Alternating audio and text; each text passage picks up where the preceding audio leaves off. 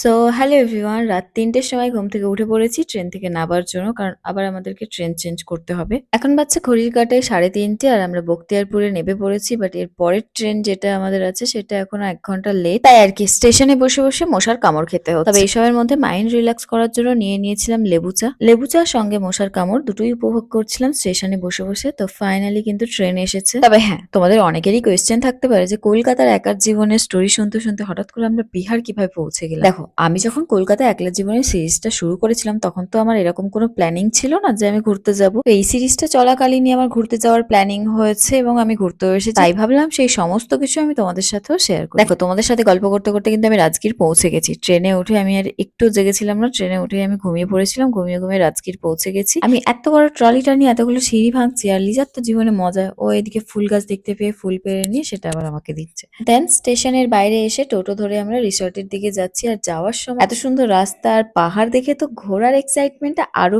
বেশি বেড়ে গেল। ফাইনালি রিসর্টে এসে পৌঁছালাম, আর রিসর্টটা তো ছবিতে যেরকম দেখেছিলাম তার থেকেও বেশি সুন্দর। ভীষণ পছন্দ হয়েছে রিসর্ট। অনেস্টলি রিসর্টে ঢোকার পর থেকে আমার বেশ ভালো লেগে গেছে। চারপাশের পরিবেশ, ভিউ আর পুরো অ্যাম্বিয়েন্স সবকিছুতেই একটা পিসফুল ভাইব ছিল। রুমে ঢুকেই আমি আর লিজা একেবারে বেডের উপর ঝাঁপিয়ে পড়লাম। তারপর শুরু হলো আমাদের নাচানাচি অ্যান্ড এন্ডলেস এক্সাইটমেন্ট। এরপর একটু শান্ত হয়ে পুরো রুমটা ঘুরে ঘুরে দেখলাম। বেড, ব্যালকনি, ওয়াশরুম সবকিছু একে একে চেক করলাম। রুমটা বেশ সুন্দর করে সাজানো ছিল। সবকিছু দেখে নিজেদের মতো করে একটু গুছিয়ে নিলাম। সব সেটেল করার পর ভাবলাম এবার একটু মি টাইম হয়ে যাক। আর আমি যেহেতু কফি লাভার, তাই নাচতে নাচতে কফি বানাতে শুরু করলাম। কফি বানিয়ে নিয়ে জানালার ধারে চলে এলাম। হাতে গরম কফি আর সামনে পাহাড়। উফ, এই মোমেন্টটা অনেস্টলি আমার ট্রিপের অন্যতম ফেভারিট মোমেন্ট হয়ে গেল। এই রিসোর্টের সবচেয়ে বেস্ট প্লেস হলো জানলা দিয়ে আসা পাহাড়ের ভিউটা। এক হাতে কফি আর চোখের সামনে পাহাড়ের ভিউ, এর থেকে বেটার মর্নিং আর কি হতে পারে বলতো। কফি শেষ করে আমি আর লিজা ছুটলাম পুলের দিকে। পুলের ধারে এসে নাচানাচি ছোটাছুটি শুরু করলাম।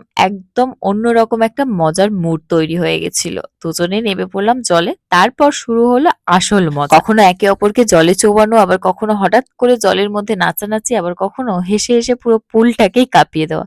সত্যি বলতে কি, পুরো সকালটা যেন একদম কেয়ারফ্রি বাচ্চাদের মতো আনন্দে ভরে গিয়েছিল। তো এইভাবে যে পুলের মধ্যে ১-১.৫ ঘন্টা কিভাবে কেটে গেল সত্যিই বুঝতে পারলাম। দেন রুমে এসে শাওয়ার নিয়ে রেডি হতে গেলাম। আর শাওয়ারের জন্য যা যা দরকার প্র্যাকটিক্যালি সবকিছুই ওনারা প্রোভাইড করেছিলেন, তাই বাইরে থেকে কিছু ক্যারি করার ঝামেলাও ছিল না। রেডি হয়ে বেরিয়ে পড়লাম লোকাল সাইট সিনের জন্য। আর আজকের ব্রেকফাস্টটা আমরা হোটেলে নিয়েছিলাম না, কারণ বাইরের খাবার দাবার টেস্ট করতে চেয়েছিলাম। ব্রেকফাস্টে খেয়েছিলাম চানা, পুরি আর লস্যি। পেট পুজো সেরে নিয়ে শুরু করলাম এবার ঘোরাঘুরি। এই জায়গাটার একটা ইন্টারেস্টিং ব্যাপার হলো এখানে শুধু সুন্দর ভিউ নয়, এর সঙ্গে জড়িয়ে রয়েছে অনেক হিস্ট্রি আর লোকাল স্টোরিজ। জোড়াসাঙ্গের নাম হয়তো তোমরা অনেকেই শুনেছো। তো সেই জোড়াসাঙ্গের